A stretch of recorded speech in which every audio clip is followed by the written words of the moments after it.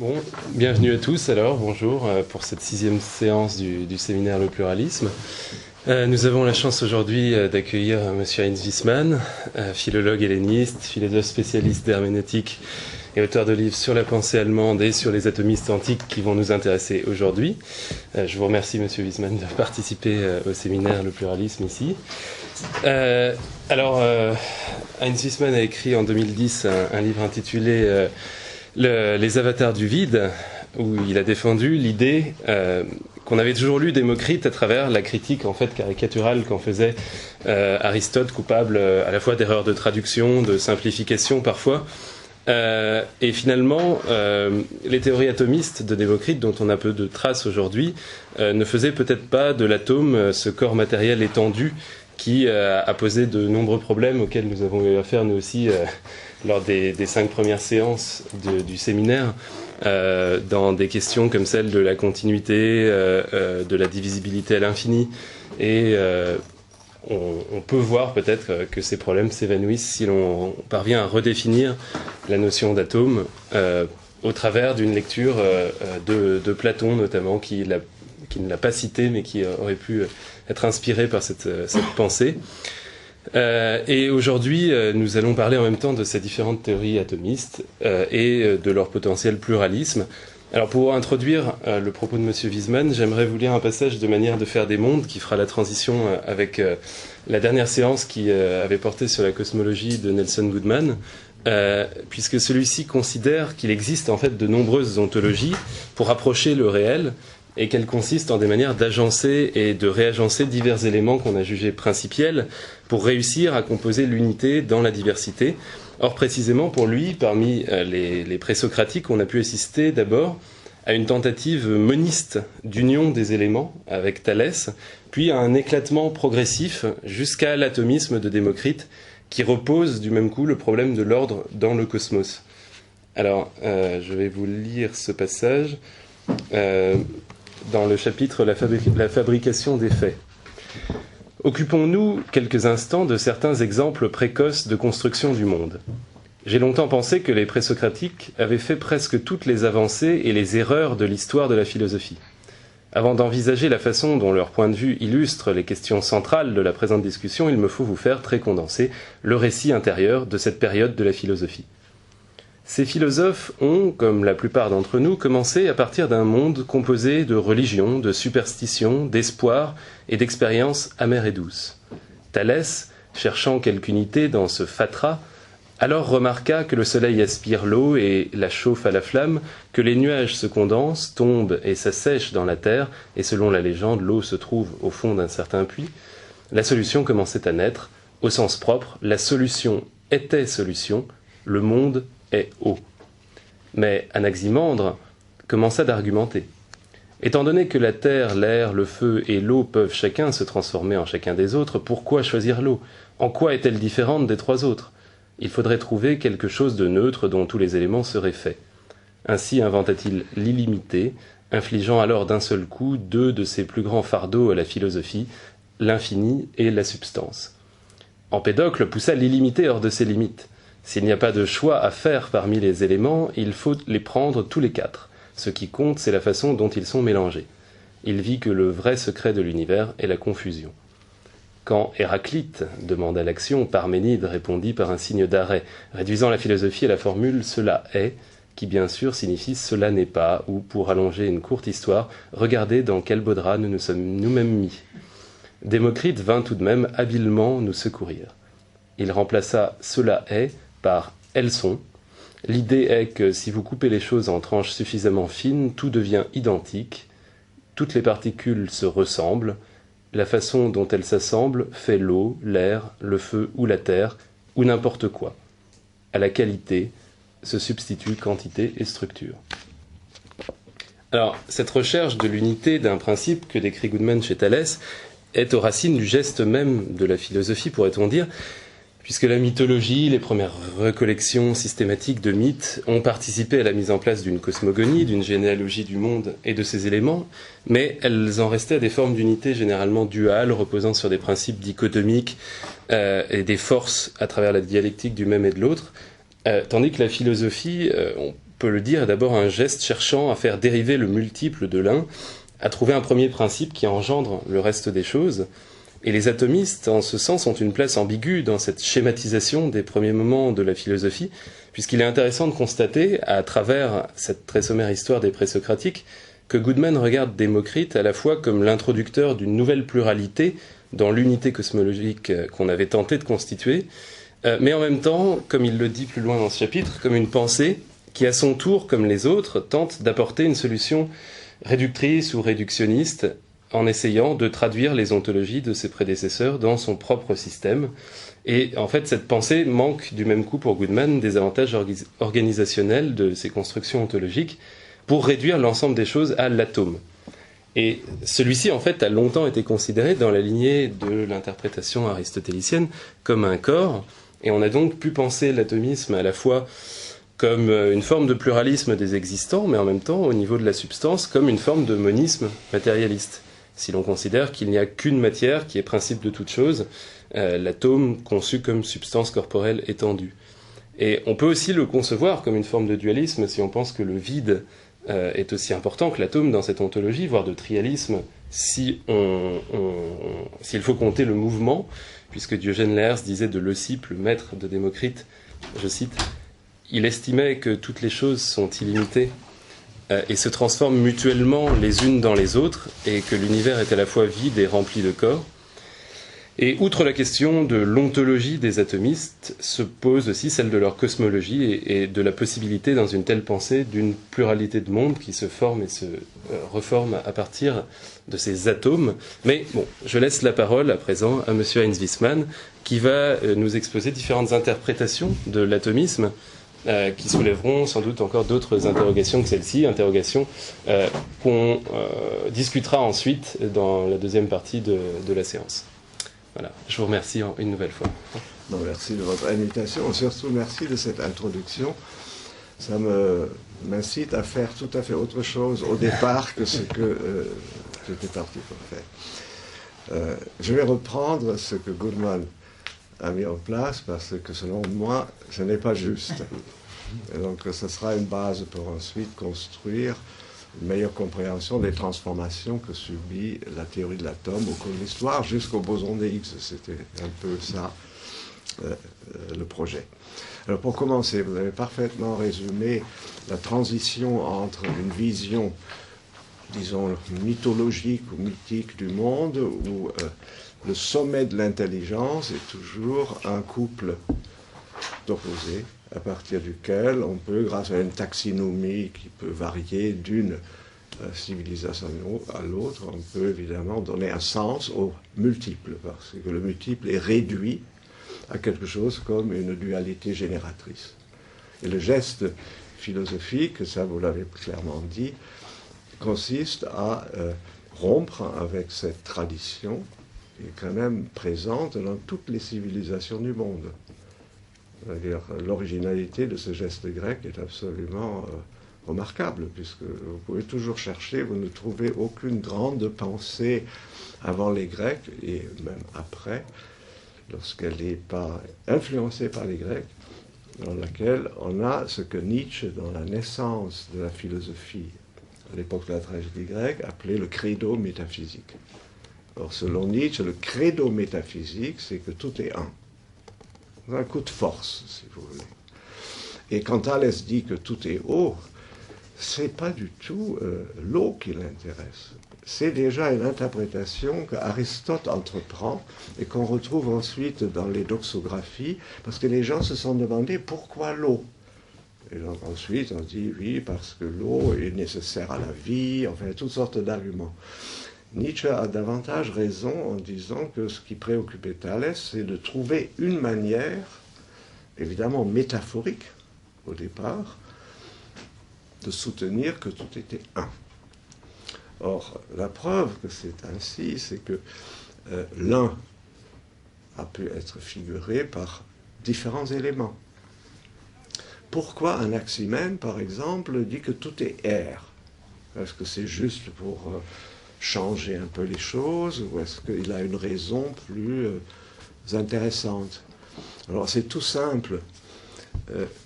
si vous partez de l'idée que tout est haut et que vous devez, et c'est ça le problème pour la métaphysique naissante, déduire le multiple de l'un.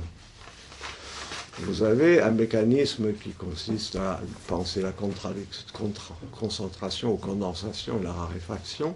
Dans ce cas, l'eau condensée devient terre, et raréfiée devient air, et l'air raréfié devient feu.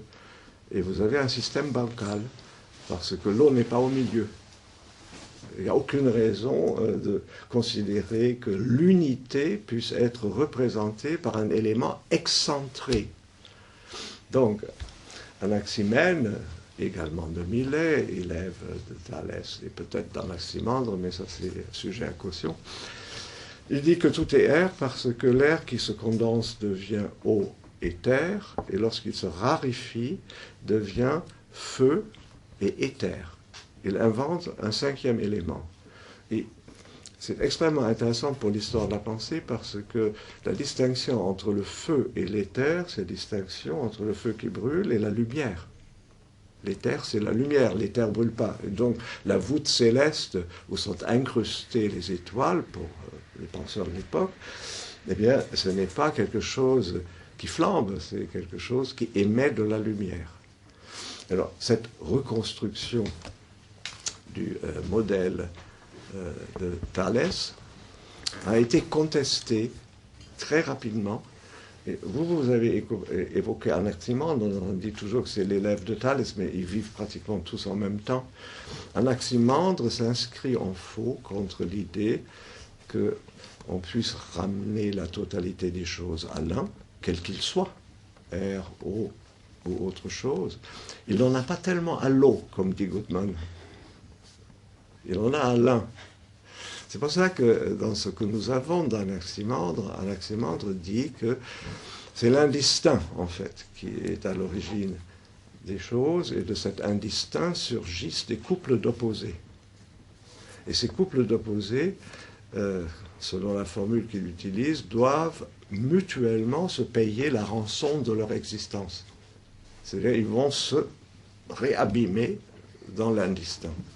Leur existence, ça va être repris beaucoup plus tard dans un texte extraordinaire de Kant sur les grandeurs négatives dans la pensée universelle. Enfin, l'idée de Kant, c'est que le néant est au départ, et ensuite, s'il y a quelque chose, il faut en même temps que naisse son contraire pour que les deux choses se déterminent mutuellement.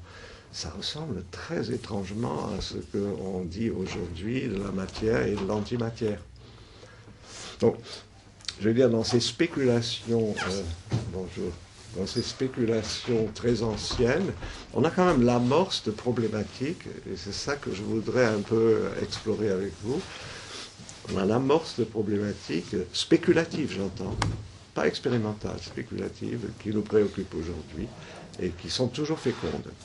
Alors, le schéma que moi je propose de la philosophie présocratique, et qui va bien au-delà de la pensée, disons, pré-platonicienne, consiste à mettre en compétition régulièrement les tenants de l'un comme identique à lui-même, ça c'est Thalès, et l'un comme différent de lui-même, c'est-à-dire ne se laissant pas représenter comme une identité. Ça, c'est le rapport entre Thalès et Anaximandre. Anaximandre rejette l'idée que l'un puisse être une totalité représentable. L'un, pour lui, est quelque chose de non représentable, et dès que la représentation est engendrée, elle est tributaire d'une opposition, puisque pour que la représentation ait lieu, il faut une délimitation. On ne peut pas se représenter une totalité. Parce que où mettre la limite? À un certain moment, dans le débat des post-aristotéliciens, on s'était imaginé quelqu'un qui était allé jusqu'à la limite du tout, et on se demandait, s'il étend le bras, qu'est-ce qui lui arrive? Eh bien, il se gifle lui-même, puisque son bras va revenir, puisque si c'est la limite de toute chose, il ne peut pas aller au-delà. Mais pour la représentation, il est impossible de ne pas penser qu'au-delà d'une limite, il y a quelque chose. Donc, pensez la totalité comme représentable, que ce soit l'eau, l'air, tout ce que vous voulez. Pour Anaximandre, ce n'était pas envisageable. Dès qu'il y a représentation, il y a au moins deux, à cause de la nécessité de délimiter ce qu'on se représente. Eh bien, le premier zigzag, c'est donc Thalès, tout est un. Anaximandre, non. On ne peut pas se représenter la totalité comme une unité. Et Anaximène, qui refait le système de Thalès pour rééquilibrer simplement le jeu des éléments, tombe sous le coup de la condamnation d'Anaximandre. Seulement, c'est lui qui va la reprendre et la développer, c'est Héraclite. Donc, on a un premier schéma, Thalès, Anaximandre, identité, différence. Anaximène, il refait le système de Thalès, et Héraclite va rejouer le coup d'Anaximandre. Vous reconnaîtrez immédiatement dans la pensée de la tension des contraires chez Héraclite ce qu'Anaximandre décrit comme opposition de deux termes qui se payent mutuellement la rançon de leur existence. Et lorsque Héraclite dit que tout est feu, on a été tenté, surtout les stoïciens ont été tentés de s'imaginer le feu comme une boule, comme l'était le feu, comme était l'eau et comme était l'air. Mais le feu a la particularité qu'il ne s'alimente pas de lui-même. Il s'alimente de quelque chose qui va ensuite être la contrepartie de sa vie. Le feu vit de quelque chose qui va se déposer comme cendre. Et c'est pour cela que le logos, qui veut dire rapport, et qui est un rapport d'opposition, c'est clairement dit par Héraclite, est figuré par le feu. Et c'est tout à fait ironique parce que le feu, dans ce cas, ça ressemble aux autres éléments, mais Héraclite exploite la particularité du feu qui consiste à cingler vers l'ailleurs en laissant un dépôt dont il vit. Alors on ne peut pas réellement séparer les deux contraires, puisqu'ils s'engendrent mutuellement. Et c'est exactement la figure que Anaximandre avait imaginée pour se représenter des couples de contraires qui sortent de l'indistinct. Alors, je ne vais pas parler d'Héraclite, c'est un peu pour reprendre ce que vous venez de dire. Mais je pense qu'il est indispensable pour situer le premier atomisme d'avoir en tête ce qui s'est passé avant. Parce que Démocrite cite comme on faisait à l'époque, c'est-à-dire imite, reprend Héraclite, parce qu'on a presque 200 fragments, essentiellement des fragments éthiques, de Démocrite qu'on n'étudie pas en général, puisqu'on ne s'intéresse pas tellement à ça, on s'intéresse à l'atome. Et dans ces fragments éthiques, Démocrite parfois reprend mot à mot des fragments d'Héraclite conservés. Donc ça laisse quand même penser qu'il s'était largement inspiré d'Héraclite. Alors quel est le lien ? Si on dit que Héraclite refait le coup critique d'Anaximandre à l'égard d'une métaphysique de l'identité, pour imposer, pour faire vite, une métaphysique de la différence originelle. Mais la manière dont cette différence peut être pensée est tout aussi variable que la manière dont l'identité peut être représentée. Et Héraclite, qui représente, mais essaye de métaphoriser, puisque la différence, à la différence de l'identité, ne se représente justement pas facilement. Elle est d'une certaine manière accessible seulement indirectement par une métaphorisation. Et le logos d'Héraclite, ce n'est pas la raison universelle, tout ce qu'on a pu raconter sur Héraclite, c'est pas ça. Le logos, c'est la parole. Et la particularité de la parole, c'est que, et nous on le sait dans le vocabulaire d'aujourd'hui, que le dire et le dit ne coïncident pas. Nous on dit signifiant, signifié. Et Héraclite soutient que donc, le logos qui est feu, à la mesure où le feu se sépare de ce qui le fait être, eh bien, le logos est évidemment parole, dans la mesure où chaque fois que je dis quelque chose, ce que je dis en le signifiant ne coïncide pas avec le moyen dont je me sers pour signifier. Je vous donne un exemple, mais il y en a plein dans Héraclite, quand il dit que le nom de l'arc vit, son œuvre mort. C'est parce qu'en grec archaïque, l'arc se dit bios. Et donc, quelqu'un qui parle de l'arc et qui dit bios ne pense pas au fait que le logos se contredit. Il n'entend pas parce qu'il veut dire arc. Et Héraclite se sert de ça, c'est une espèce de jeu. Hein. Il fait plein d'étymologies de ce type pour dire que la parole émise se contredit elle-même. Je ne vais pas m'attarder là-dessus non plus.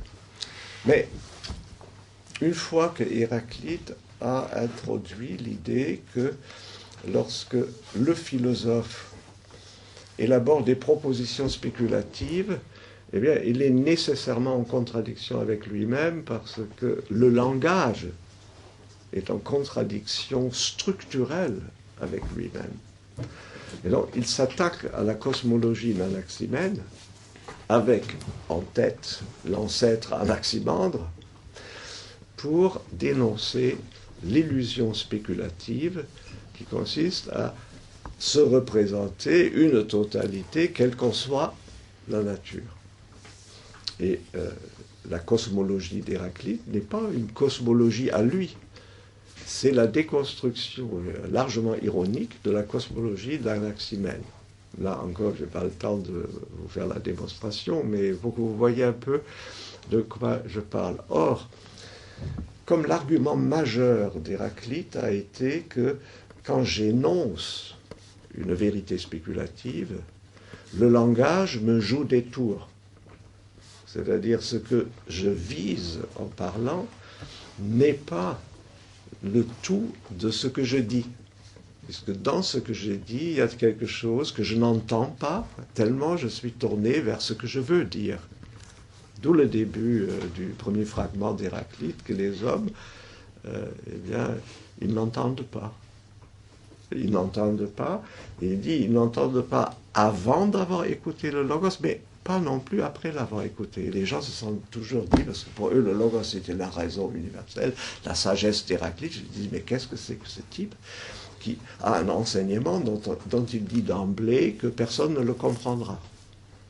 Alors que c'est spéculativement beaucoup plus profond. Il dit, ce que j'ai à mettre en évidence, c'est l'impossibilité pour la parole de s'épuiser dans sa signification. Elle est toujours en écart, en contradiction avec elle-même, et on reconnaît le couple d'Anaximandre, qui s'auto-abolit. Ça, c'est la fameuse sentence, le chemin vers le haut, le chemin vers le bas, un et le même. Dès que vous avez un chemin, eh bien, s'il va vers le haut, il va tout aussi bien vers le bas. C'est inévitable. Et donc, Héraclite ayant, là c'est vraiment au grand galop, ayant utilisé le fonctionnement du langage pour démonter les illusions spéculatives des premiers métaphysiciens de l'identité, eh bien, il oblige celui qui va refaire la pensée de l'identité et de l'un représentable de partir du langage. Et c'est ça ce que Parménide va faire. Parménide part du verbe être. Il ne part pas, comme à Thalès ou à Anaximène, d'une représentation. Il dit, non, il faut d'abord lever l'hypothèque que Héraclite a formulée. Il faut que le langage engendre de lui-même autre chose qu'une contradiction. Voilà. Et la question de Parménide est, quand je dis être, quel peut être, quand je dis esti, c'est-à-dire quand je dis et, hein, quel peut être le sujet de cet énoncé? Parce que ce n'est qu'à condition que le sujet du verbe être coïncide avec le verbe que sur le plan du langage, la non-coïncidence que Héraclite avait diagnostiquée disparaît. Et donc si vous relisez avec ça en tête, vous comprendrez immédiatement les étapes de la démonstration de Parménide dans le grand fragment vite, parce qu'il part de Esti, et ensuite il dit quel est le sujet. Il dit ce seul sujet possible, c'est le participe du verbe être, on. L'étant est. Parce que personne ne pourra soutenir que l'étant n'est pas. Et donc, Parménide commence par cette affirmation que le chemin de n'est pas est impraticable. C'est évidemment, alors la philosophie analytique pourrait évidemment montrer que c'est une subreption logique. Mais le but est clair, il s'agit que, à partir du constat héraclitéen, on parvienne à refaire ce que les philosophies de l'identité visaient, une représentation de la totalité. Alors Parménide, dans ce fragment, va peu à peu aller vers la représentation de ce on, en disant que si on veut se représenter les temps, la seule manière de le faire, c'est de s'imaginer une sphère. Pourquoi ? Parce que dans une sphère homogène, il n'y a pas de l'existant, enfin, comment dire, il n'y a pas de prépondérance de l'être, ou de, enfin, j'évite le mot être, puisque c'est dans l'homme. Il n'y a pas de prépondérance d'un côté ou de l'autre. L'être est de manière homogène répandu dans cette sphère. Or, cette sphère, et ça c'est, je trouve, le génie de Parménide, cette sphère, si je veux me la représenter, je suis obligé d'aménager en son sein un couple de contraires, à savoir la force centripète et la force centrifuge. Et à la fin de ce fragment 8 extraordinaire, Parménide dit, si tu veux te représenter le tout de l'état, eh bien, tu dois admettre que les deux forces sont de puissance égale, en grec isopalès. Parce que si jamais le centrifuge l'emporte, ben, il n'y aura pas de représentation de la sphère, et si le centripète l'emporte, eh bien, il y aura juste un point. Voilà. Et Parménide dit, tout ça coule de source, il dit que les humains sont amenés, mais par la nécessité même de la représentation de ce qui est, d'admettre deux forces opposées, dont l'une est représentée par la lumière, l'autre par la nuit. Et la lumière, c'est ce qui chez Thalès était la raréfaction. Chez Anaximène, ça va jusqu'à l'éther. Et la nuit, c'est la terre, la condensation. Ce qui fait que Parménide, en acceptant la contradiction que Héraclite a introduite, il a réussi un coup de force et il a réhabilité la pensée de Thalès et d'Anaximène sans tomber dans les travers, dans l'illusion langagière, etc., de cette spéculation première. Il est plus fort. Et donc, la thèse, et à partir de là, je peux vous parler de Démocrite, la thèse que je soutiens, c'est que dans ce zigzag, lorsqu'une réflexion de la position contestée a lieu, on absorbe en général la force des arguments qui ont été déployés contre. Et on se sert de la contradiction pour refaire, mais mieux, le système que l'on souhaite rétablir dans ses droits. Alors, c'est ça le mouvement. Et Démocrite va tout simplement, après Anaximandre et Héraclite, qu'il cite beaucoup, Héraclite va refaire le coup de la différence, Démocrite va refaire le coup de la différence originelle. Et donc, c'est là que Goodman a tout à fait tort, parce que les atomes ne sont justement pas des réalités identiques entre elles qui engendreraient des différences en s'agrégeant. Les atomes sont radicalement différents les uns des autres, Démocrite le dit. C'est une sorte de différence proliférante. Alors comment peut-on penser cela et à partir de là imaginer que se forment les corps représentables qui constituent l'univers dans lequel nous vivons? C'est un vrai défi. Et ce que Démocrite fait, alors je ne voulais pas commencer comme ça, mais maintenant que je suis engagé, je vais le faire comme ça. D'ailleurs, si vous ne comprenez pas une chose, vous m'interrompez, parce que comme je vais tellement vite, ça peut aussi être parfois difficile. Mais je vais d'abord essayer. Démocrite ne parle jamais d'un atomon, c'est-à-dire dès Aristote, on utilise le neutre, parce que ça permet de sous-entendre grandeur, megatos, forme, schéma, ou encore pire, corps, soma. Chez Démocrite, puisqu'on a heureusement le titre de son œuvre principale, atomos est un féminin. Parce que les mots composés en grec, qui ont une terminaison masculine, sont des mots qui en réalité peuvent être masculins ou féminins. Et le mot auquel atomos se réfère, c'est le mot idéa. L'œuvre de Démocrite s'intitule Peri-idéon et atomoi idéae. C'est quelque chose qui, d'emblée, ne peut pas être assimilé à une étendue, quelle qu'elle soit, même infiniment petite, ou à un corps qui s'inscrirait dans cette étendue. Toutes les propriétés de l'atome définies par Démocrite, alors ça c'est l'objet de mon bouquin, les propriétés de l'atome sont précisément pas les propriétés des corps. C'est Aristote qui entend atomon megatos, grandeur atomique, dit mais cette grandeur est nécessairement quelque chose qui doit être réalisé par un corps, et d'où le problème qu'il soulève. Il dit par la représentation, quelle que soit la dureté de ce corps, on pourra toujours le diviser. Et il soutient dans le petit traité sur les lignes indivisibles des insecabilibus, etc., il soutient que si on continue mentalement à diviser, le réel s'est réduit en poussière. Il n'y a rien. Alors, Aristote se sert de cet argument pour simplement désavouer la théorie de Démocrite.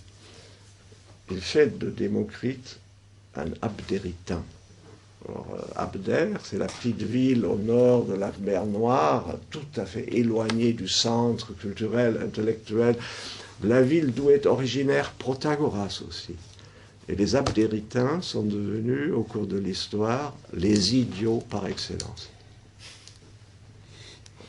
Il existe même un roman allemand du temps de Goethe, de Wieland, qui porte le titre Les Abdéritains et qui met en scène des gens qui font des choses du genre, ils construisent des maisons, oublient d'aménager les ouvertures, ne peuvent pas rentrer.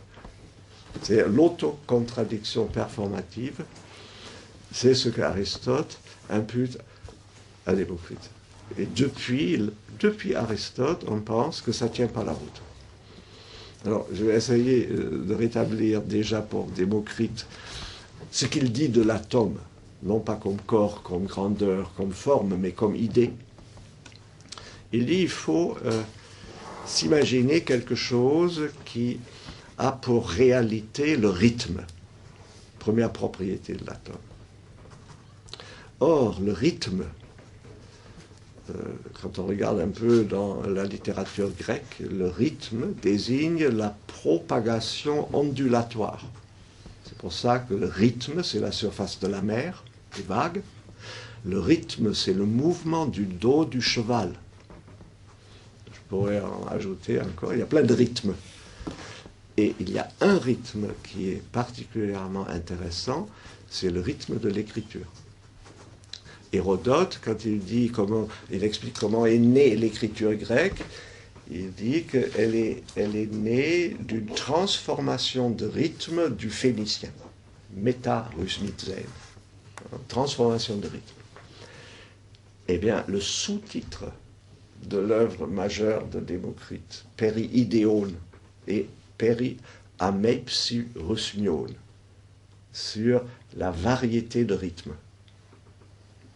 tout ça quand même dans la pensée, Aristote traduit rythme par forme, schéma.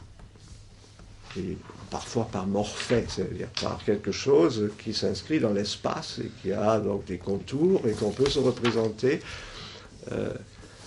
comme corps. Alors que le rythme est d'abord immatériel, c'est une idée. Et on peut la métaphoriser par le tracé de l'écriture.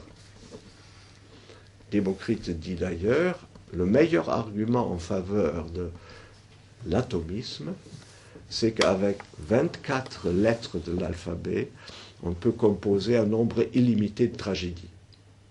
Cette phrase a beaucoup frappé les gens, mais le sens de cette phrase n'apparaît que lorsqu'on a compris que la métaphore, parce que lui, il n'avait pas le modèle mathématique que nous avons, la métaphore que Démocrite utilise pour rendre compte d'une idée qui n'est pas corporelle, c'est l'écriture, c'est le tracé de l'écriture. Une fois qu'on a cette approche, on s'aperçoit que la deuxième propriété de l'atome,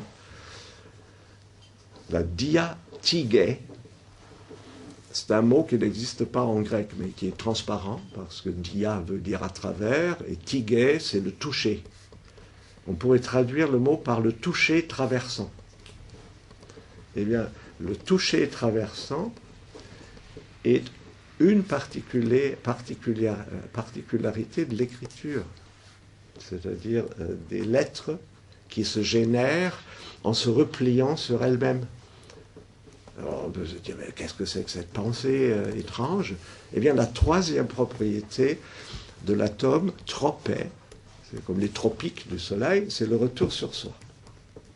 Donc, l'atome, c'est la propagation ondulatoire de quelque chose qui ressemble à l'écriture et dont la structure répétitive est celle d'un retour sur soi qui amène le filament à se traverser.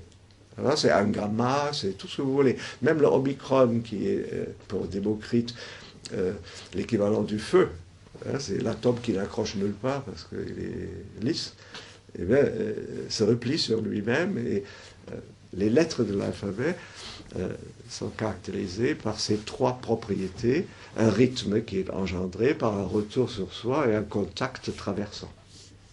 Alors, Aristote traduit rythme par forme, diatigé par ordre et tropé par position. Il rend statique une représentation dynamique. Il la rend statique de façon même à introduire une erreur qu'il impute à Démocrite, logique. Parce que si la forme est une propriété intrinsèque des corps, l'ordonnance, c'est-à-dire l'ordre dans lequel les corps sont disposés dans l'espace, est une propriété extrinsèque. Et la position dans cet ordre, c'est de nouveau une propriété qui n'appartient pas en propre à l'atome. Et Aristote dit que Démocrite pense de manière un peu primitive, il n'a pas vraiment... bon. Le tout naît d'une transformation qui est évidemment orientée parce que la traduction aristotélicienne a pour but de défendre ce que lui, après Platon, refait, c'est-à-dire le grand système de la représentation cosmique de l'être. Eh bien, il veut le défendre contre cette agression qui vient de loin, qui vient d'Anaximandre, qui vient d'Héraclite, et qui vient maintenant de Démocrite. Or, vous pouvez dire pourquoi, chez Épicure, qui est quand même un atomiste, relayé ensuite par Lucrèce, pourquoi les atomes sont des corps? Puisque le neutre atomon apparaît dans l'être à Hérodote d'Épicure. Alors, on peut se dire, peut-être que Épicure donne la vraie interprétation de Démocrite, puisqu'il est atomiste. Mais la vérité est que Épicure inscrit sa déconstruction atomistique du système d'Aristote dans l'horizon du système d'Aristote qui s'était imposé comme incontournable. C'est beaucoup plus subtil encore que ce qu'Anaximandre a fait à Thalès. Je ne veux pas dire que c'est plus subtil que ce que Héraclite a fait à Anaximène, avec la théorie du langage qui ne coïncide pas avec lui-même, mais c'est quand même assez raffiné. Épicure s'imagine que le cosmos aristotélicien, qui est dans cette représentation de la sphère que Parménide, mais Empédocle aussi, avait imaginé, est infini. Du coup, la périphérie, la courbure de la périphérie devient une droite. Et comme dans l'univers aristotélicien, tous les corps tombent vers le centre, eh bien, la chute des corps est une chute parallèle. Et du coup, rien ne peut se produire. Alors, la subtilité d'Héraclite, d'Épicure, est de dire que le centre de cette immense boule infinie est aussi à l'infini. Mais l'action de ce centre sur les atomes qui tombent comme dans une pluie parallèle, c'est une inflexion, ce qu'il appelle le clinamen, une petite inflexion. Et cette petite inflexion suffit pour que se forment des espèces de tourbillons, et à partir de là, on entre de nouveau dans une cosmogonie telle que Démocrite l'avait imaginée. Sauf que chez Démocrite, il n'y a pas l'univers aristotélicien, les atomes innombrables se propagent dans le grand vide. Il oppose le grand vide au petit vide. Le petit vide, c'est l'espace qui sépare des corps, qui est contenu dans une constellation de corps. Tandis que le grand vide ressemble, on verra ça, ça ressemble étrangement à ce que la physique moderne appelle l'expansion de l'univers. C'est-à-dire c'est quelque chose qui ne peut absolument pas être contenu dans des limites. Eh bien, dans le grand vide, pardon. Excusez-moi, on dit souvent que le clinamen est sans raison, et vous avez l'air de dire qu'il y a un motif physique. Oui, il y a un physique philosophique en fait, parce que Épicure est obligé d'admettre que cette chute est quand même orientée vers un centre. Et il tire profit de cette idée pour obtenir des atomes qui tombent là en parallèle, cette espèce de choc, il appelle ça des chocs, qui entraîne une vibration, il appelle palmos, une vibration, et il reprend le mot de Démocrite pour dire qu'il se forme des entrelacs. Or, dans le cas de Démocrite, c'est ça que je veux dire, dans le grand vide, comme le grand vide est en expansion continue, c'est pour ça que j'ai appelé le bouquin les avatars du vide. Les atomes sont des avatars du vide, parce que le vide, en s'écartant, en tout point, génère des lignes de fracture qui sont des lignes de fracture dynamiques, puisque le vide est dynamique. Le vide n'est pas un espace contenu dans des limites. Le vide est une force d'expansion. Et les atomes, c'est l'énergie même du vide qui se déploie sous forme de lignes de force du vide. Et du coup, on comprend pourquoi la métaphore, et tout ça est métaphorique chez Démocrite. La métaphore que Démocrite, en plus de l'écriture, utilise pour décrire le mouvement des atomes, c'est la formation de tresses. Alors, dans le bouquin, moi, je reprends Heisenberg, qui à l'école avait appris l'atomisme qu'il y a dans les manuels, avec les crochets, avec tout ce que vous voulez, les corps qui s'accrochent entre eux pour former des agrégats. Et il disait, mais c'est tellement absurde que je ne peux pas imaginer que... Voilà, et donc il change de pied, il reprend l'aménagement platonicien de cette affaire, dont on parlera peut-être aussi. Mais quand on reprend les mots que utilise Démocrite, rythme pour l'atome, diatigé, tropé, et ensuite la tresse, sumploqué. Sumpleco veut dire faire des tresses. On ne peut pas imaginer que ce sont des corps, parce qu'on fait des tresses avec des cheveux. Et donc, le reste est à l'avenant. L'univers démocritien, c'est-à-dire l'univers qui naît de cette prolifération de traces du vide en train de se fracturer, eh bien cet univers naît de la formation d'un tissu. D'abord les tresses, ensuite les tresses forment des tissus, et les tissus forment ce qu'il appelle un humen, c'est-à-dire une membrane. Et c'est à l'intérieur de cette membrane qu'apparaît le petit vide. Et le petit vide, c'est l'espace de l'univers tel que Thalès, Anaximène et tous les autres l'imaginent. Alors on pourrait dire en langage contemporain que, enfin, en faisant un peu de relativité générale, l'univers que nous connaissons est un cas limite. C'est comme l'univers newtonien qui est un cas limite de la relativité générale, de cet univers qui est absolument pas délimitable.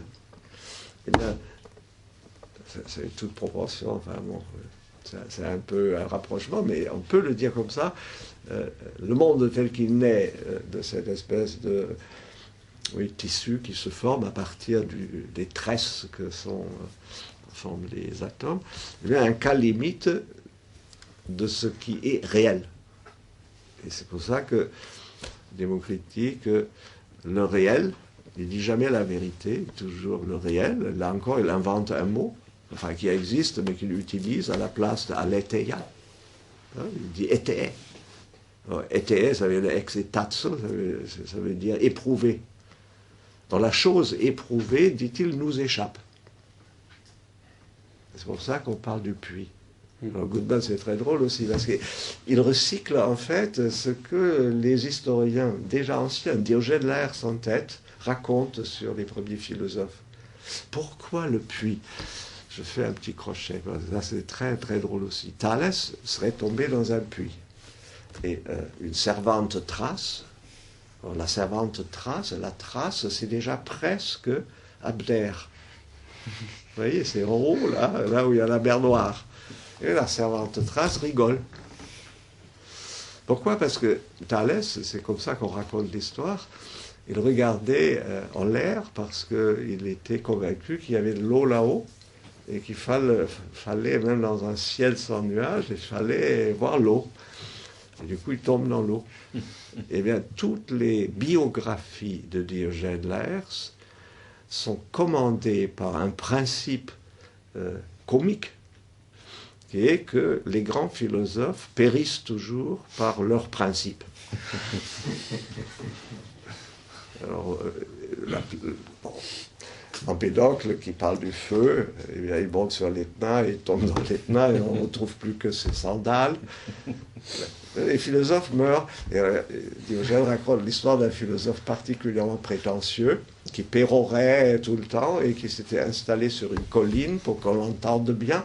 Et en prenant son bain le matin dans une rivière, un roseau lui a transpercé la gorge. Donc, Zénon, interrogé par le tyran, il se coupe la langue, etc. Bon. Juste pour que vous ayez une idée. Donc il faut lire ces histoires comme c'est des œuvres littéraires en fait. C'est une tentative de donner un sens à l'activité philosophique à partir de quelque chose qui n'est pas de la philosophie, mais qui est de la pensée, si vous voulez, la pensée littéraire. Et donc Démocrite rigole, comme la servante trace. Et dans la tradition de Diogène Laërce, c'est Héraclite qui pleure. Pourquoi? Parce que chez Héraclite, les opposés sont en guerre permanente. Alors ça, c'est à pleurer.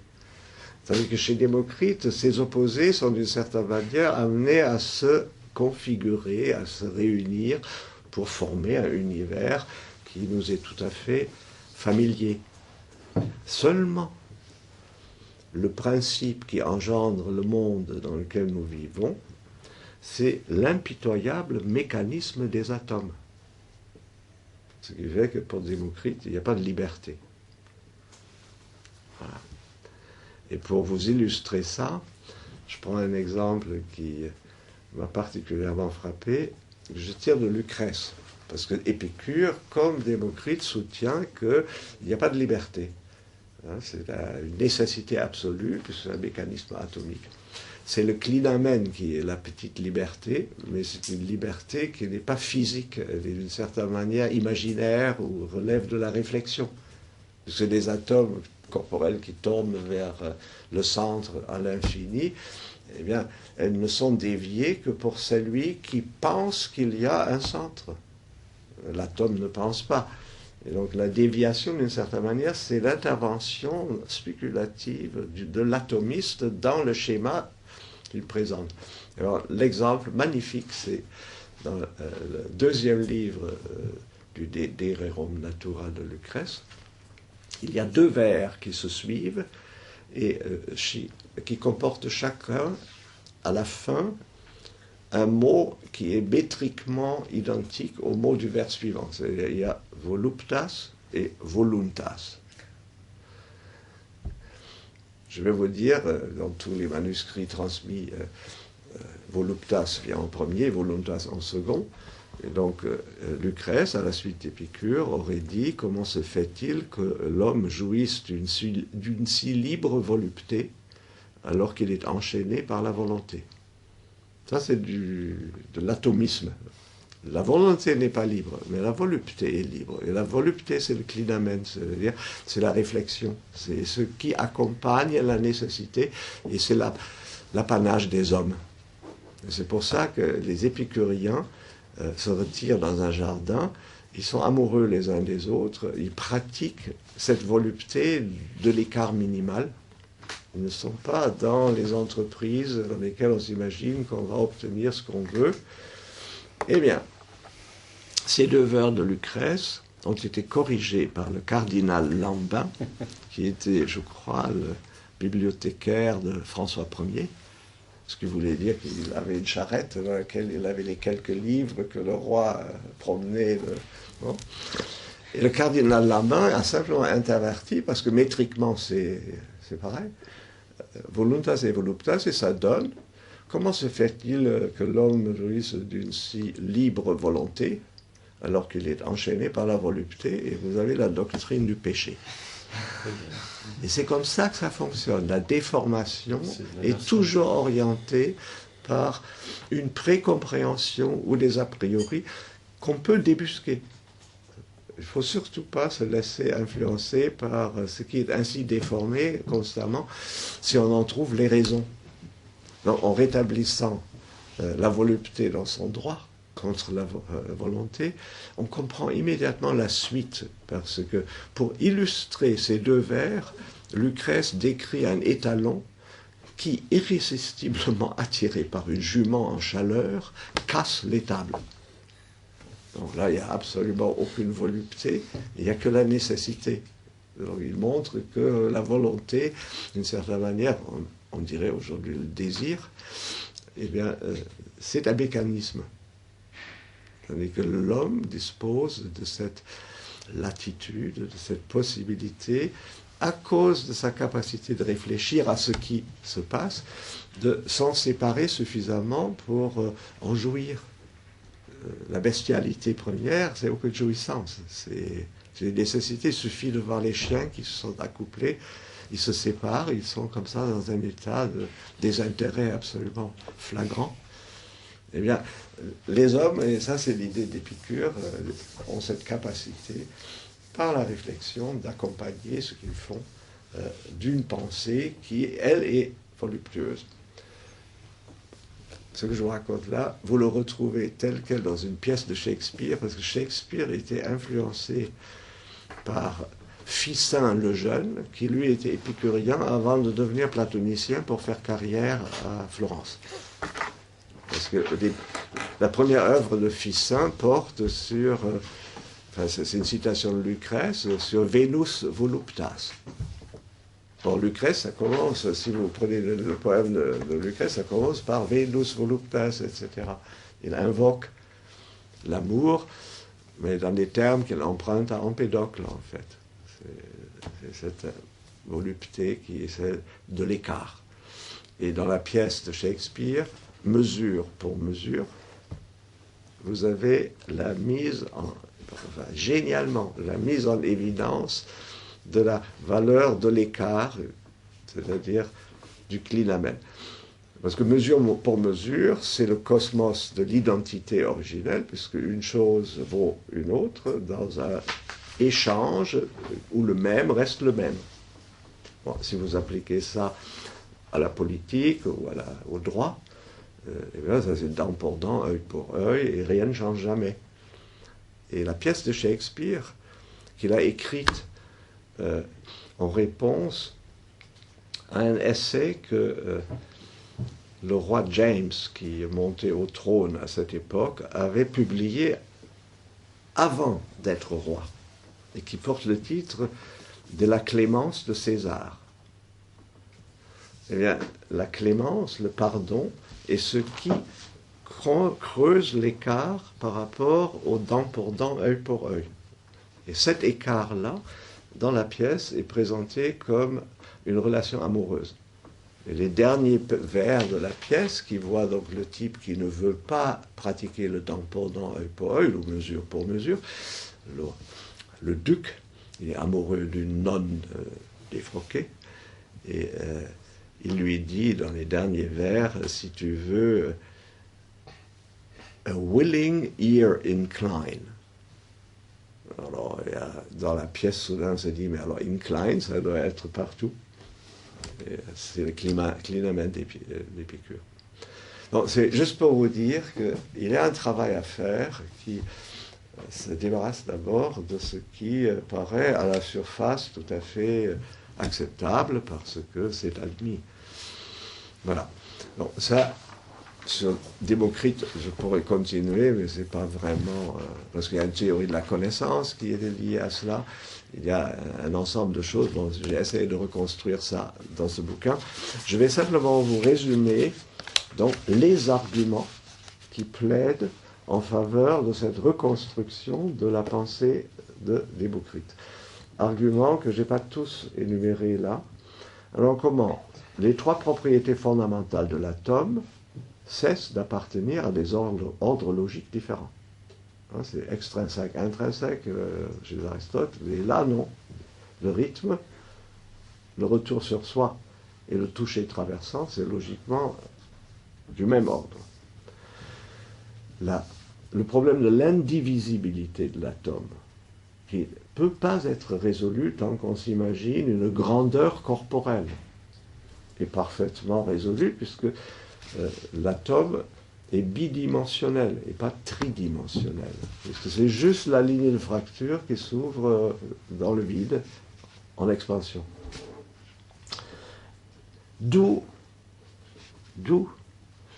la chose la plus drôle, c'est que Démocrite avait soutenu qu'il existe des atomes de la taille de notre monde. Cosmiaia atomos. Et Épicure, dans Lettre à Hérodote, au point 50, dit mais c'est pas possible parce que les atomes on les voit pas parce qu'ils sont tout petits. Et on les voit pas parce qu'ils sont tout petits dans l'hypothèse où c'est des corps. Et pour Démocrite, pour qui c'est pas des corps, je veux dire un grand delta peut parfaitement faire le tour du monde sans qu'on le voie. Oui, parce que en fait le rythme des atomes, ça peut prendre l'envergure peut être considérable. Ensuite, on trouve dans la doxographie l'indication, et là encore Épicure s'étonne, que l'atome n'a pas de masse. Là, on va pointer le boson de Higgs. L'atome n'a pas de masse, parce que dans cette construction démocritienne, puisque ce n'est pas un corps, il n'y a pas de poids. Voilà. Et puis, le terme de rythme ou de vibration désigne parfaitement le caractère dynamique de l'atome. D'ailleurs, dans les théories contemporaines, c'est avec Étienne Klein, on a essayé de faire ça. Si vous voyez qui c'est assez connu, qui fait beaucoup d'émissions. il existe en physique théorique contemporaine une théorie des cordes qui vibrent. Et évidemment, c'est un modèle mathématique, on ne peut absolument pas le rabattre sur Démocrite. Mais l'inspiration métaphorique est quand même évidente. Hein, plutôt d'avoir affaire à des corpuscules, dans la théorie des cordes, c'est pour justement éliminer les problèmes que posent les corpuscules encore aujourd'hui à la théorie physique. Eh bien, le terme de vibration et le terme de rythme, c'est ce qui atteste la nature dynamique de l'atome. Ce n'est pas une chose. Et ensuite, donc, les entrelacs, les tresses, et enfin tous les mots, en grec, c'est peripalaxis, symploqué, et puis les verbes qui vont avec, ça désigne donc la manière, non pas de former des clusters, c'est la manière dont se tressent, comme ça, les débuts de tissus, qui forment ensuite la membrane dans laquelle s'aménage le monde, qui, lui, correspond exactement dans son comportement au monde de Thalès. Mais c'est un cas limite de la théorie plus générale. Avec cela, la distinction entre qualité première et qualité secondaire, hein, chère à Locke, et que Goodman a en tête évidemment, tombe.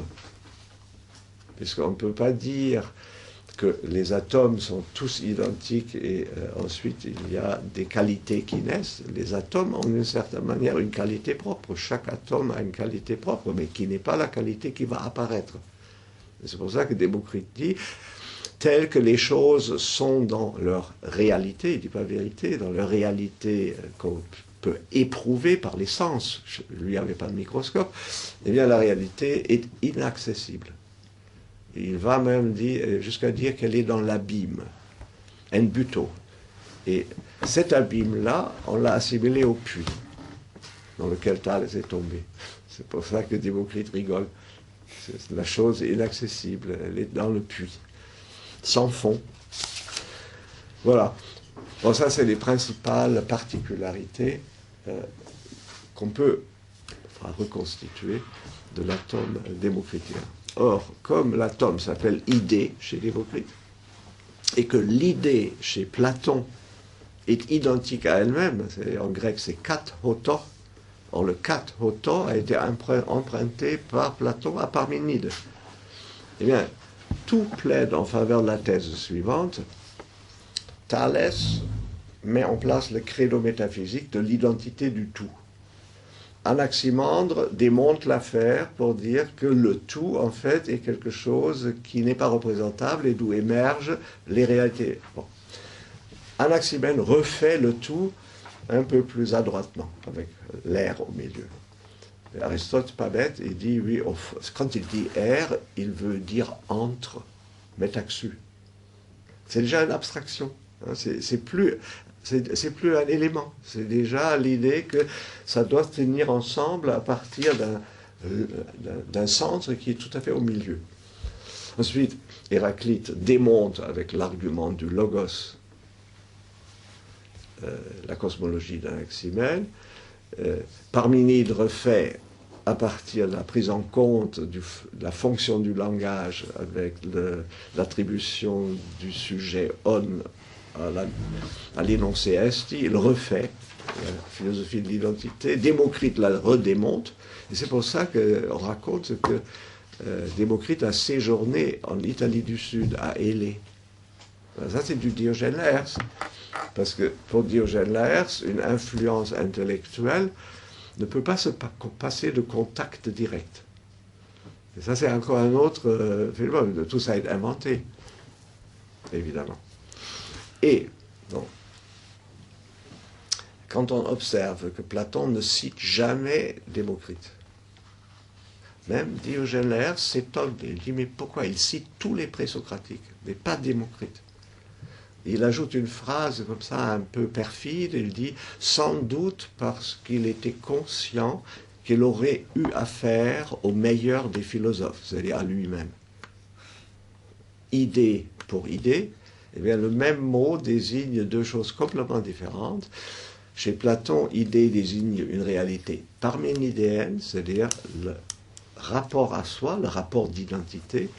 Et chez Démocrite, idée désigne une chose totalement inassignable, qui se propage comme ça dans le vide et qui n'a pas de rapport à soi autre que le retour sur soi. Mais c'est dynamique, c'est pas quelque chose qui se laisse contempler. Alors chez Platon, les idées, on peut les contempler. Alors que pour Démocrite, le réel est dans l'abîme. On ne peut pas. On peut ni le sentir, ni le... Enfin, je ne vais pas entrer dans toute la théorie de la connaissance, parce que c'est extraordinairement intéressant de prendre toutes les formules, parce qu'il y en a plein, que les sceptiques ont rapportées en pensant que c'était un sceptique. Chez Sextus, on trouve toutes ces formules. Selon Démocrite, il n'y a pas d'accès au réel. L'accès est indirect, puis c'est une métaphorisation du réel à l'aide de l'image de l'écriture. Donc Platon se doit, tout en taisant le nom de Démocrite, il se doit de refaire Démocrite de manière à ce qu'il fasse partie de sa cosmologie, qui est une cosmologie de type identitaire. Il dit de l'âme du monde que le démiurge a donné la victoire au même. Donc Kratos, la victoire du même.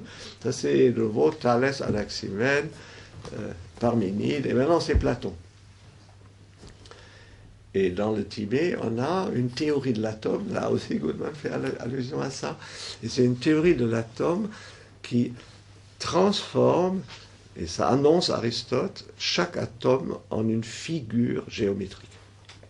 C'est des triangles, et ces triangles composent les fameux corps platoniciens que sont l'hexaèdre, l'icosaèdre, un dodécaèdre.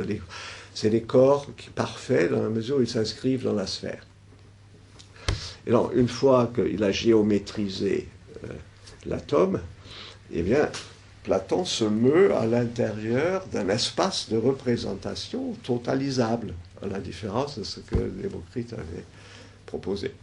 Et il peut s'imaginer une sorte de mathématisation de la réalité première. Et c'est ça le sens de la phrase qui se lisait sur la porte d'entrée de l'Académie. Personne aucun non-géomètre n'entre ici. Oudeis agéométros. Le géomètre est celui qui... c'est la mathématique de l'époque qui est essentiellement géométrique. Il n'y a pas encore le zéro, il n'y a pas le fonctionnement des nombres tels que les Arabes vont ensuite le rendre possible. Quand on dit 4, pour un grec, c'est un cube. C'est-à-dire, la représentation accompagne directement le nombre. Et Platon en tire profit, parce que parmi ses élèves, il y a Thète qui est crédité d'avoir systématisé la géométrisation des corps premiers. Voilà. Et donc, Platon a une théorie de l'atome qui a strictement rien à voir avec ce que Démocrite a fait, mais c'est justement pour l'inscrire, pour la récupérer, pourrait-on dire, pour l'inscrire dans son système, pour la désamorcer. Et c'est comme ça que ça fonctionne, le zigzag. Et Aristote, à la suite de Platon, a simplement creusé le sillon. Il a maintenu l'idée que l'atome est une figure géométrique. Seulement, il y a un truc complètement surprenant. Quand Aristote figure les atomes pour dire ce que c'est que leur forme, il choisit des lettres. Seulement, il prend un état, par exemple. Ensuite, il le tourne, et ça donne une autre lettre. Et puis, il prend un nu, et il le tourne, ça donne un Z. Et donc, pourquoi il essaie d'illustrer ce qui est parfaitement géométrique chez Platon? Pourquoi il essaie d'illustrer ça par des lettres? Mais parce que Démocrite faisait son truc avec des lettres. Seulement, ce que Aristote fait des lettres est tout à fait autre chose que ce que Démocrite en faisait. Voilà.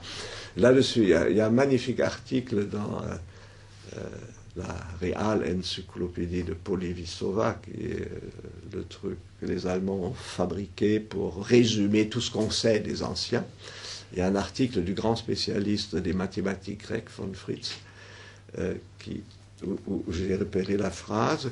Il est quand même curieux que Démocrite ait utilisé des termes dynamiques pour décrire des réalités statiques. Et là, ça vous donne une idée de la puissance de la Vulgate. Parce qu'en fait, il aurait dû s'étonner que Aristote traduise en termes statiques quelque chose qui est dynamique. Parce que les mots authentiques de Démocrite, c'est des dynamismes, le rythme, c'est pas une forme. Voilà. Est-ce que jusque-là, vous m'avez à peu près suivi? Parce que maintenant, le zigzag, je l'ai anticipé. Platon et Aristote refont Parménide contre Démocrite. Et Épicure va refaire Démocrite contre Aristote. Mais d'une manière sournoise, en se glissant à l'intérieur de l'univers aristotélicien. Et la seule astuce, c'est de dire il est infini et pas fini. Or, Aristote, il a du mal à trancher lorsqu'il dit il n'existe qu'un seul monde parce qu'il n'existe qu'un seul être. Et bien sûr, on essaye de se représenter le monde. Alors, est-ce qu'il est fini? Est-ce qu'il est infini? S'il est fini, pourquoi il est fini quelque part? Donc, l'infini est une sorte de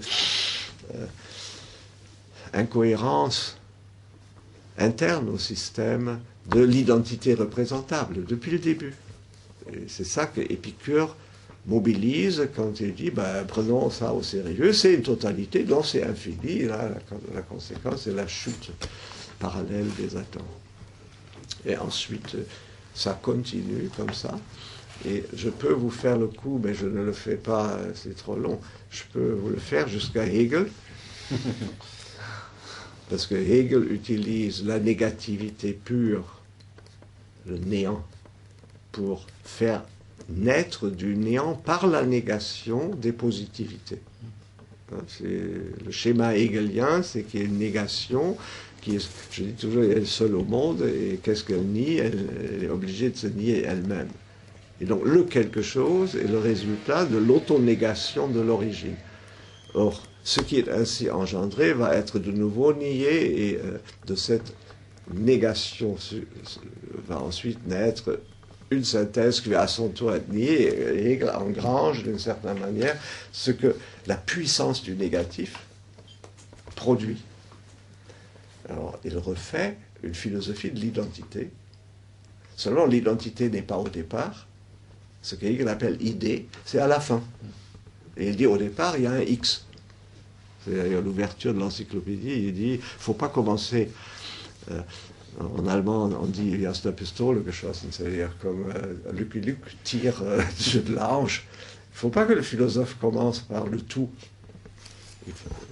L'identité ne doit pas être initiale, elle est le résultat de l'intégration du principe négatif proliférant dynamique mais dans une téléologie de la stabilisation finale. Et à cela, Heidegger, qui part exactement de la même négativité, et lui dit que le néant néantise, le nichts nichtet, et ce nichts qui nichtet, eh bien, il produit de l'étang, comme il dit, l'être produit de l'étang. Seulement cet étang n'est pas un acquis, comme chez Hegel, qu'on peut engranger et puis faire proliférer vers d'autres étangs, c'est un oubli de l'être. Et il stoppe les choses à l'étang et il dit non, l'étang c'est ce qui est lié à la représentation, et en tant que représentation, c'est un oubli du non représentable. Et c'est pour ça qu'il a écrit, je crois en 39 ou 40, la doctrine platonicienne de la vérité, dans laquelle il dit que la théorie des idées, c'est cette métaphysique de la représentation qui penche toujours du côté de l'identité. Et lui, il instaure une pensée on pourrait dire ça, d'une altérité fondamentale. L'être ne coïncide pas avec lui-même. Il y a des différences. Et de là viennent alors tous ceux qui ont parlé de différence, de l'autre, etc. Tous les philosophes français, à partir des années 50, sont plus, rarement ouvertement, mais ils sont du côté de Heidegger et ils métaphorisent en fait la différence originelle. Derrida avec son archi-écriture, avec la différence avec A, tel que Althusser a utilisé la coupure épistémologique de Kant, enfin tout ça, Baudrillard avec le viral, vous pouvez prendre les différences et répétitions de Deleuze, c'est une manière très très intéressante, je trouve, mais de réactiver l'opposition heideggerienne contre Hegel. Voilà. Ça c'est en gros l'histoire de la philosophie, c'est qu'il faut la construire. Et Démocrite aide beaucoup. Donc maintenant, ce qui s'est passé, je fais un grand saut, à la fin du XVIIIe siècle, on avait soudain, mais c'est culturel, envie de se détourner de la philosophie idéaliste. Soudain apparaissent des matérialismes qui vont ensuite se répandre au début du XIXe siècle et qui vont entrer en interaction avec la science moderne naissante. La chimie, par exemple, Dalton. Et on va prêter à Démocrite l'idée qu'on se faisait de l'atome autour de 1800. Mais en le louant, pas en disant comme Aristote et tous les idéalistes que c'était un aptérita. Là, quand vous prenez les Zeller, tous ces gens qui écrivent donc, sur le matérialisme chez les Grecs, eh bien, on fait l'éloge de ce matérialisme. Et ça, c'est la deuxième mort de la théorie de Démocrite, après donc, la mort que lui a lu Aristote. Il y a une deuxième mort, mais maintenant à travers les éloges, parce qu'en disant que l'atome, c'est du matérialisme, eh bien, on le discrédite définitivement, puisque la science qui avance va passer à la fission nucléaire. L'atome de Démocrite est primitif. Alors on le loue en disant c'est un précurseur. C'est quelqu'un qui a déjà, mais évidemment, c'est un primitif. Alors que la spéculation démocritéenne est parfaitement à la hauteur de la spéculation contemporaine. Sauf qu'il n'a pas les moyens expérimentaux ni mathématiques pour une mise en œuvre de ses intuitions. Mais ce n'est pas qu'il aurait été matérialiste au sens maintenant grossier de quelqu'un qui dit le réel est composé d'atomes corporels et qu'on abandonne ensuite. Je vais juste ajouter encore une chose. Hegel, dans la logique, a une note où il dit ceci. Alors, Hegel est quand même plus fort. Il dit les atomes de Démocrite sont des entités purement spéculatives. Elles n'ont rien à voir avec les molécules de M. Dalton. Remarquable. Et elle explique que, c'est lui qui explique que c'est l'un qui, dans la répulsion, produit de l'un. De l'un, mais pas la totalité, mais les unités que sont les nombres, la chaîne des nombres. Alors, là, c'est une autre manière de défigurer Démocrite, puisque soudain, Démocrite, dans la logique de Hegel, devient un penseur qui a pensé la chaîne infinie des nombres. Puisque chaque atome, d'une certaine manière, propulse cette unité vers une autre unité, et ainsi s'engendrent les nombres. Bon. Mais quand même, il est conscient que Démocrite n'est pas matérialiste. Et à partir de là, et ça serait peut-être un objet de conversation, à partir de là, on peut se demander s'il n'y a pas, au niveau de la spéculation pure, quelque chose qui, à travers les siècles, garde son actualité. J'en ai discuté, j'étais au CERN récemment, et j'en ai discuté même avec le patron du CERN, qui avait annoncé, vous l'avez lu dans l'IB, que le boson de Higgs était étrange parce que c'était une particule non seulement sans masse, ça résonne étrangement avec Démocrite, mais qui ne possédait pas ses propres propriétés. Il n'avait pas de propriété intrinsèque. Or, il y a une phrase de Démocrite, et on arrête là, qui pour moi est la phrase clé, qu'il faut écrire pour bien la comprendre. Il dit que le den n'existe pas plus que le Méden. Le Méden en grec veut dire néant, ça c'est le grand vide, et le den c'est un avatar du vide, puisque le den n'est que le reste du mot Méden, quand le mé c'est auto-nié. Et vous avez la structure du néant qui néantise. Le néant se néantise pour devenir un reste. Le reste est le den. Et le directeur du CERN, quand il présente le boson de Higgs, il a du mal à dire ce que c'est.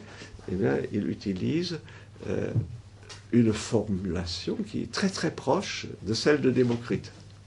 C'est-à-dire, ce boson de Higgs n'est pas un quelque chose, mais quelque chose qui a un rapport. Et il dit même, il partage ses propriétés avec le vide. Parce que l'énergie vient du vide. Et cette énergie se concrétise dans un reste, qui est la trace qu'on peut repérer de l'énergie pure. Ça, c'est très très proche, spéculativement, de ce que Démocrite a pu penser. Voilà. Mais vous vouliez intervenir? Oui, enfin j'avais une je ne sais pas quelle heure il est, c'est bon là. On a un peu de temps, oui, pour des questions. Enfin, moi je voulais vous demander, en fait j'avais une double question qui était, en fait, pourquoi dans une réalité de type démocritéenne, on n'a pas seulement du plein ou du vide en quelque sorte. C'est-à-dire que si on conçoit que les atomes naissent sur les lignes de fracture d'un monde perpétuellement en expansion, d'abord, pourquoi les lignes de fracture ne sont pas absolument partout et pourquoi il y a du vide entre elles en quelque sorte. Et à l'inverse, si la réalité est inaccessible, que nous n'avons jamais que finalement des idées qui la composent, pourquoi dans ce cas, enfin qu'est-ce que dans ce cas est la réalité, je veux dire sensible? Est-ce que ce n'est qu'un épiphénomène d'une réalité inaccessible qui serait le prototype d'un immatérialisme en quelque sorte? Et dans ce cas, est-ce que tout est vide? Ou alors est-ce que tout est plein si on n'a que des lignes de fracture? Il y a un vide primordial qui est la réalité ultime à laquelle on n'a aucun accès. Et cette réalité ultime, exactement chez Héraclite avec le feu et les cendres c'est le den d'un mets. La flamme c'est le mets qui laisse un den, un reste.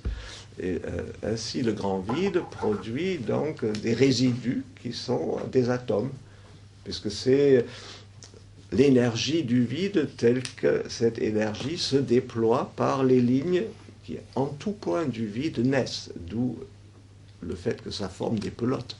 Comment est-ce qu'il peut y avoir, comment est-ce qu'il peut y avoir un univers en expansion si l'univers n'est primordialement que vide?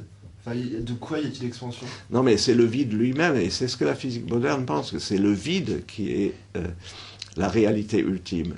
C'est-à-dire l'énergie. L'énergie, ce n'est pas un quelque chose, c'est juste l'énergie de l'expansion qui est le réel.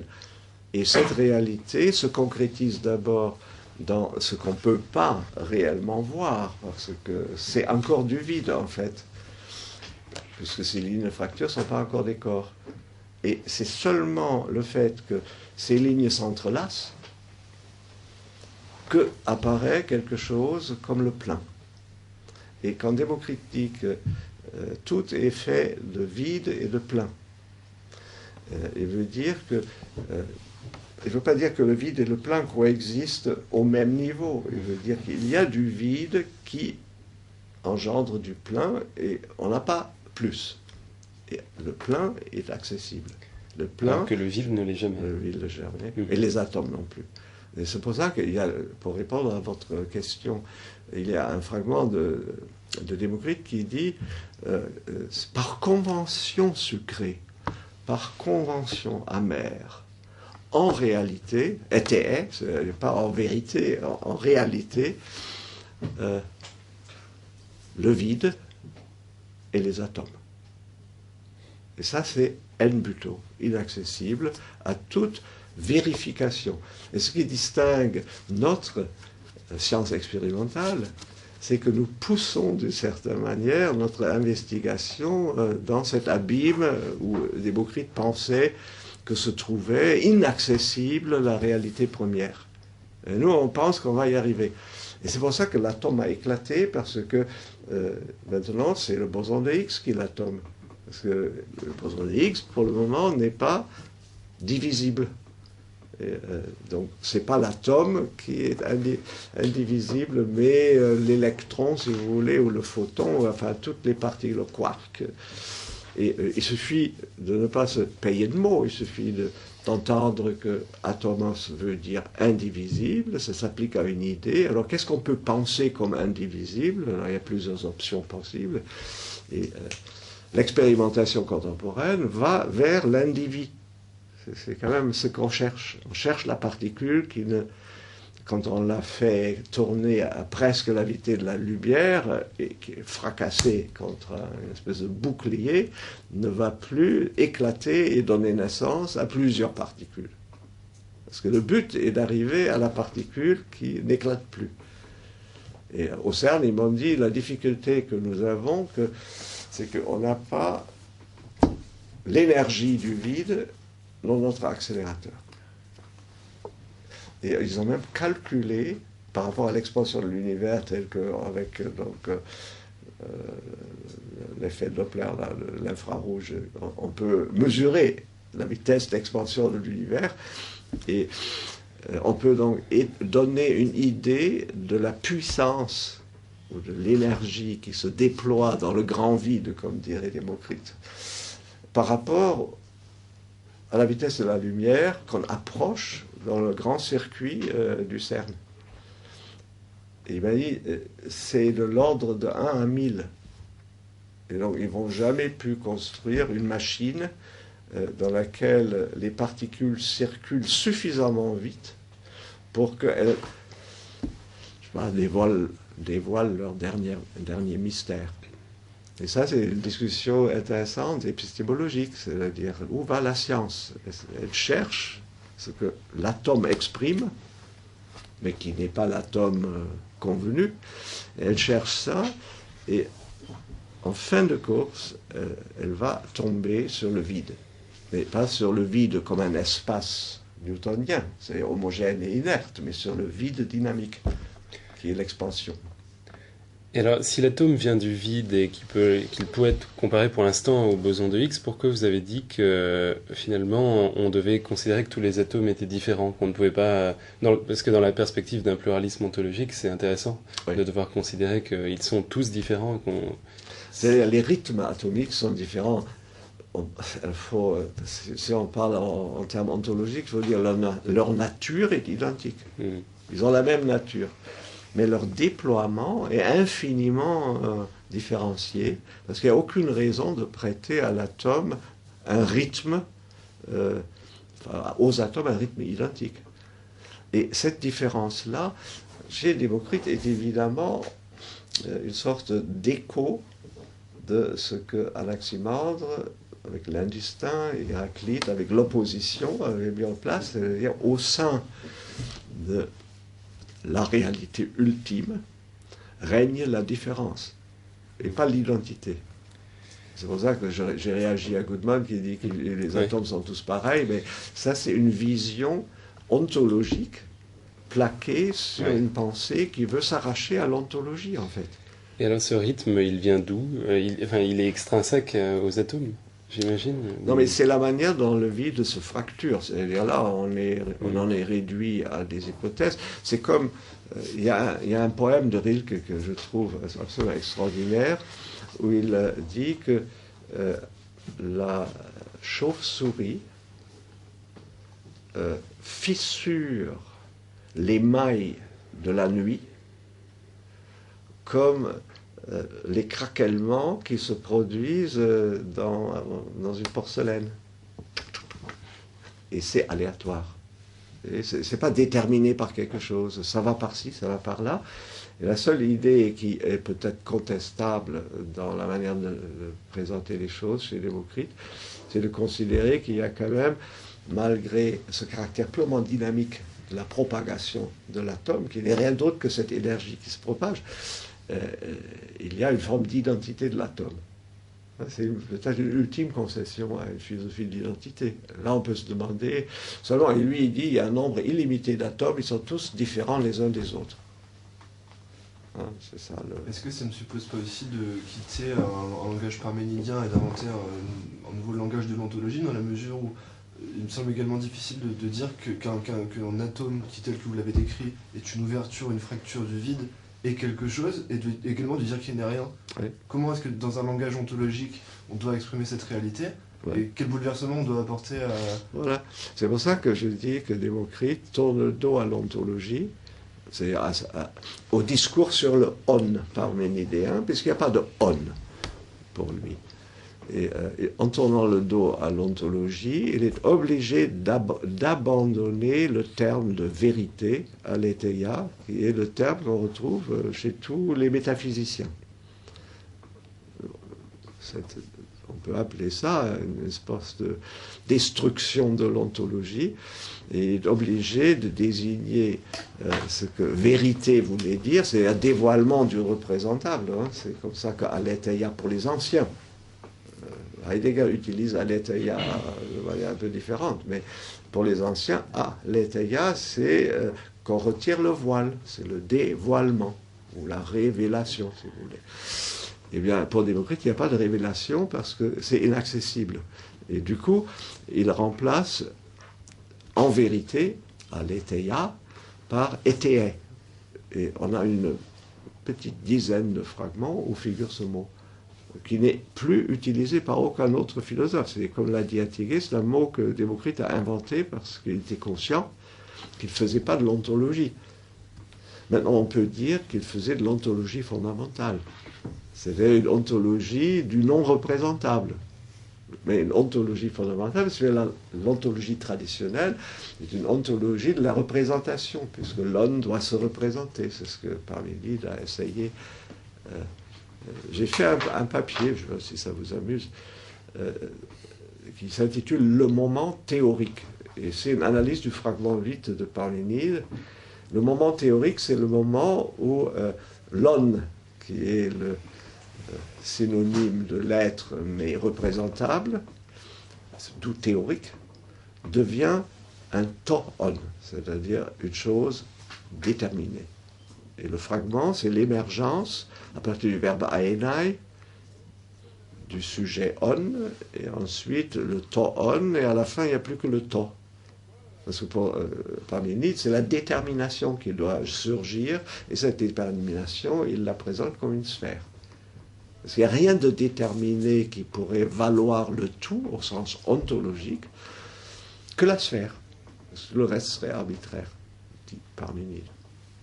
Et donc, contre cela, Démocrite mobilise un concept de vérité qui est tout à fait différent et qui est basé sur le fait que nous approchons les choses de manière expérimentale et cette expérimentation ne peut pas franchir un certain seuil, du moins pour lui. Nous, on a une technologie d'expérimentation qui repousse les limites de cette vérification qui n'a rien à voir avec des a priori ontologiques. Quand vous êtes dans les nanotechnologies, par exemple, avec le microscope à effet de tunnel, vous bidouillez les atomes, vous fabriquez des objets dont vous ne savez même pas ce que c'est. Et ensuite, vous les mettez on essaye de voir ce que ça donne. Ça, c'est la nouvelle théorie où l'émergence, d'une certaine manière, décide, selon des règles darwiniennes de survie des plus aptes, décide de ce qui est valable ou ne l'est pas. Mais il n'y a pas de théorie. Je ne sais pas si vous êtes au courant de ça, parce que c'est un renversement total. Puisque l'expérimentation, maintenant, poussée jusqu'à l'infiniment petit, dépasse les théories disponibles. Et donc, d'où un immense danger, parce que nous sommes maintenant capables, en biologie de synthèse surtout, on est capable de fabriquer des choses qui n'existent pas, mais que nous faisons être, et qui ont des propriétés qui peuvent être absolument terrifiantes. On n'en a aucune idée. Et maintenant, c'est une course-poursuite. On essaye de faire de la théorie, des modélisations. J'ai rencontré à l'INRA, où on fait de la biologie de synthèse, parce qu'on s'est dit on peut créer des virus qui dégagent des gaz dans les grands tanks, et dans ce cas, on n'a pas besoin du gaz fossile. Enfin, Total a payé, dans le plus grand secret, d'immenses tanks au Brésil, dans lesquels les gens de l'INRA ont mis des virus qu'ils avaient réduits. On enlève des gènes pour voir si ça continue à vivre. C'est un être qui n'existe pas, mais ça vit. Et puis, à un certain stade de cette réduction, ils appellent ça le châssis, ils réduisent la voiture au châssis. À un certain stade, le métabolisme de ces virus fournit des choses dont on a usage. Et donc là, c'était des gaz. Et donc, ils ont mis les virus dans les tanks au Brésil. Et, horreur, ces virus ont commencé à interagir et, à la limite, à copuler, si le mot convient pour un virus, et du coup, ils ne faisaient plus de gaz. Et Total a perdu l'argent. Et je veux dire par là qu'on essaye de faire et on ne sait pas exactement ce que ça donne. Dans le labo, le virus fait le gaz qu'on attend. Mais si on le met en quantité suffisante ensemble, il ne le fait plus. Voilà où on est là. On cherche à, expérimentalement à aller là où Démocrite dit qu'on ne peut pas arriver. Donc, il faut admettre que ça va au-delà de ce que Démocrite avait envisagé comme possible. Seulement, il a une anticipation quand même assez extraordinaire de la barrière ultime de toute vérification, puisque cette barrière ultime, c'est le vide, mais le vide dynamique, dont le directeur du CERN dit qu'il partage ses propriétés avec le quelque chose qu'ils ont mis en évidence, et qui n'est rien en soi. Il est juste dans l'interaction, et il n'a pas de masse, et bon. Ouais, j'espère que je ne vous ai pas découragé là. Mais si vous avez parce qu'on a encore quelques minutes, si vous avez une hésitation, faites-moi part de ce qui vous paraît difficile à gober. J'ai une dernière petite question, si d'autres n'en ont pas. Mais à propos du fait que vous avez dit que l'univers, le petit vide chez Démocrite, notre univers en quelque sorte, oui, c'était une sorte de cas limite. Oui. Et alors, est-ce que ça voudrait dire qu'on peut concevoir chez lui une infinité d'univers? Oui, oui, donc c'est ce qu'il dit. Il a un pluralisme cosmologique. Ah, bien sûr. D'accord. Et les univers existent en nombre illimité. Il n'y a aucune raison de partir comme Platon et Aristote, mais comme Thalès et Anaximène, de l'idée que le réel est un. Le réel n'est pas un. Mmh. Et ce pluralisme a été, on n'a pas pu en parler, parce que c'est très intéressant, il a été introduit en psychologie. Au début 19e siècle, ça commence, il y a une psychologie atomistique. Et puis, si vous vous souvenez sûrement que Bertrand Russell, en reprenant Wittgenstein, a développé l'atomisme logique. Des propositions élémentaires, etc. Là, il y a tout un travail encore à faire pour voir quelle a été la fécondité du principe démocritéen. Parce qu'il suffit d'appliquer à différentes sciences du réel l'exigence de parvenir jusqu'à la chose qu'on ne peut plus diviser pour que le pluralisme naisse. Et c'est paradoxal, parce qu'on veut aller vers la chose qui n'est plus plurielle, parce que si on peut la diviser, elle est elle-même plurielle. Si on va vers la chose qui ne se divise pas, eh bien, c'est elle qui impose l'existence d'une pluralité irréductible. Et en logique, quand vous lisez Russell, c'est extrêmement intéressant, puisqu'il y a une sorte de prolifération de propositions de base qui ne se laissent plus réduire à rien d'autre. Chez Wittgenstein, dans le Tractatus, ça s'appelle des Elementarsätze. En fait, c'est des mots, c'est même pas des phrases, c'est des termes. Et donc, l'atome a encore, en tant qu'opérateur spéculatif, d'autres postérités, dans d'autres disciplines. Et si on peut même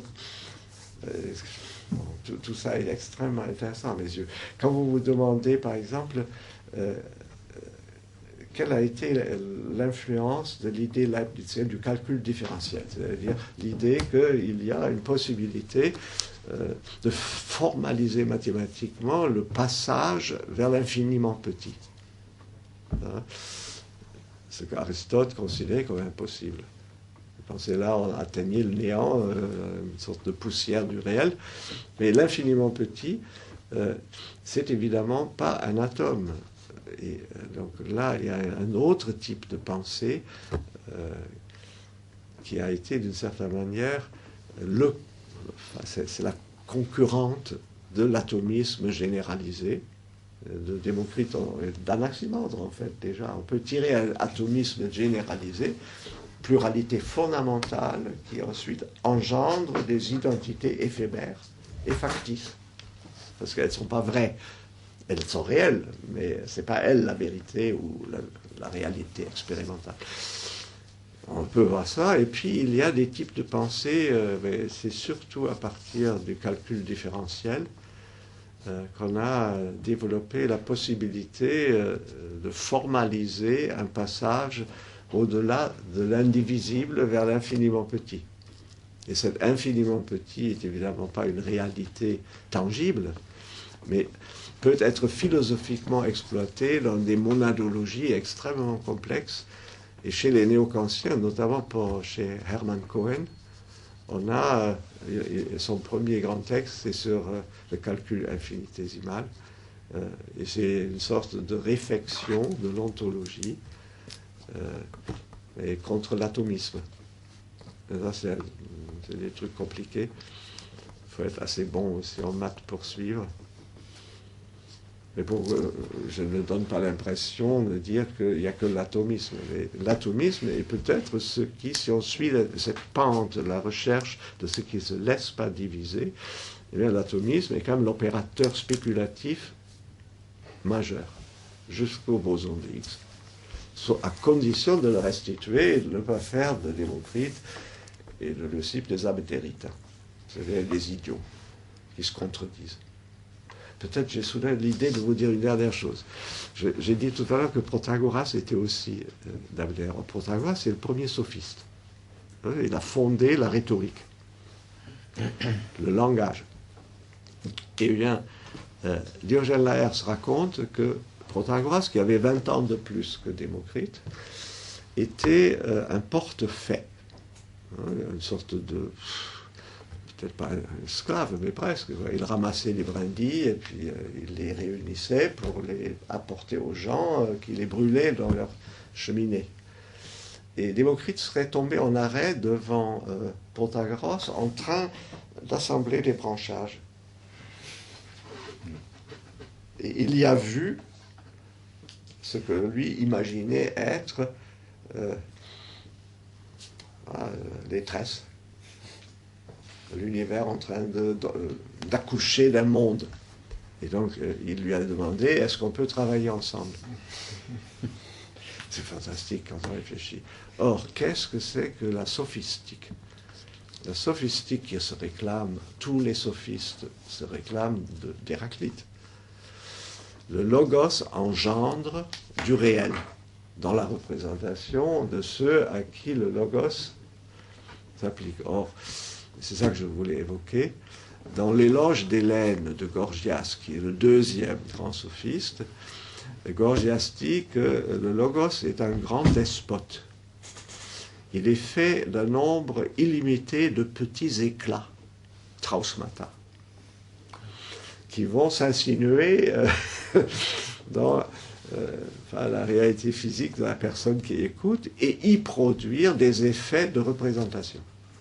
Il continue, quand je dis des chars courent sur la mer, ben les chars courent sur la mer, mais uniquement dans la représentation de celui à qui on parle. Et là, on est dans l'univers qui va d'Héraclite à Démocrite et qui se prolonge dans la sophistique. Et on comprend pourquoi Platon, c'est pas un truc de moralité, etc. Platon était adversaire acharné des sophistes, parce que les sophistes relevaient de l'autre tradition de la philosophie. qui faisait naître ce qui est identifiable de quelque chose qui ne l'est pas, qui est héraclitéen, qui se contredit, qui s'échappe à lui-même, etc. Lisez le petit passage de l'éloge d'Hélène, c'est très intéressant. Oui, si on prend toute cette perspective, le projet du Parménide est très clair, effectivement. Le Parménide Voilà. de Platon essaie de réintroduire l'unité d'éléments indivisibles que sont les Voilà. idées, Voilà. mais en récupérant toute la problématique du langage, c'est-à-dire de Ouais. fonder le langage, le sens. Voilà. Et si vous lisez le Cratyle, par exemple, où, pour se moquer des atomistes, Socrate commence à diviser les mots en petites unités. Il cherche l'étymologie ultime des mots en disant... Sur les inflexions des lettres. Et ça. Alors il fait du Démocrite en rigolant, et à la fin, si vous lisez la dernière page, il dit, c'est pas la bonne voie. Par là, on n'y arrive pas. Il faut se taire et contempler. Alors qu'est-ce qu'on contemple? On contemple les réalités en soi. Voilà. Et donc, en gros, c'était un peu le but de ce que j'ai essayé de vous expliquer, c'est qu'il y a au fond deux grandes traditions philosophiques, et ces deux grandes traditions s'enrichissent mutuellement, constamment, en raison de la récupération. Parce que pour ne pas être sous le coup d'une accusation qui porte, eh bien, on l'intègre dans ce qu'on dit soi-même et on refait ce qui appartient à la tradition à laquelle on adhère, on le refait en mieux. Et tout cela se termine avec Hegel et Heidegger. Au-delà, voilà. Je vous remercie pour cette belle séance, et puis j'annonce tout de suite la séance de la semaine prochaine qui portera sur Deleuze, dont nous verrons les différences, voilà, avec une intervention de Louis Morel. Voilà, je vous remercie, c'est bien. Et à la semaine prochaine alors. Fort bien.